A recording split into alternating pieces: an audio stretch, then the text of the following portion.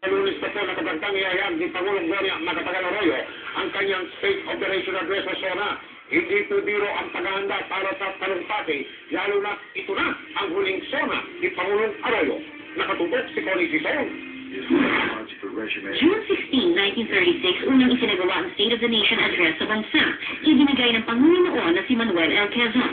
Ibinase ang pagkakaroon ng ating SONA sa 1935 U.S. Constitution, kung saan nakasaad na kailangan magbigay ng ulat at rekomendasyon ng isang Pangulo sa Kongreso ukol sa estado ng bansa. Nakalipas ang mahigit 30 taon, nagpapatuloy ang pagsasagawa ng SONA sa bansa. Sa Lunes, nakatakda ang huling ulat ng Pangulong Arroyo sa bayan.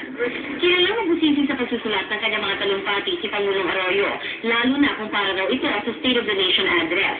Siya raw mismo ang nag-iisip ng kabuang tema ng kanyang SONA at magpapasya kung gaano kahaba ito tatagal. Karaniwan daw tumatagal ng isang buwan bago ma-approve ang kopya ng speech na inihahanda para sa Pangulo. 2,000 kopya ng speech ang iniimprenta ng National Printing Press na hinahati para ma-review ng Office of the Press Secretary at mahimay ng Public Information Agency. This is going to be the last, so it has to be very, so there's more attention to detail, so there's more efforts to make this something that's memorable.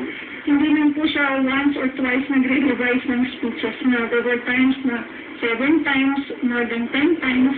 Obserbasyon naman ng ilang pang mga kilalang speechwriters tulad ni Makati Congressman Terry Boy Locsin Jr. na minsan naging speechwriter ni dating Pangulong Cory Aquino at Dr. Danilo Reyes na speechwriter naman ni ERA.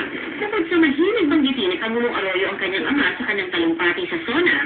My father built the Halsema Highway from Baguio to Bonto. The words of Diosdado Macapagal echoed. Estilo rin daw nitong gumamit ng mga tao o human faces sa kanyang speech.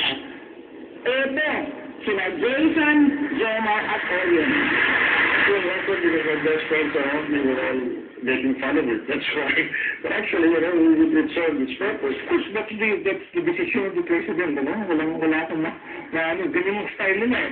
Nagkakaisa naman ang katikang speechwriters na importante ang pagkakaroon ng SONA para malaman ng taong bayan kung saan na nga ba patutungo ang bansa. I would have asked the president to give me a gloomy picture of the state of the nation. Because when you hear a president give you a very gloomy one, the next step is martial law. It's something that sits well with what you have been doing, then you become credible. But if you say something that is not what you do, then it becomes incredible. Sa hulian nila, sa tatlong importanteng kategorya na isalalay ang pagiging epektibo ng ibinibigay na mensahe ng Pangulo sa SONA. Una, sa nilalaman ng speech o content. Pangalawa, sa linaw ng pagsasalita ng Pangulo. At pangatlo, sa mga estilo na ginagawa nito para lalong tumatak ang mensahe sa tao. Para sa dekada ni Gloria, Connie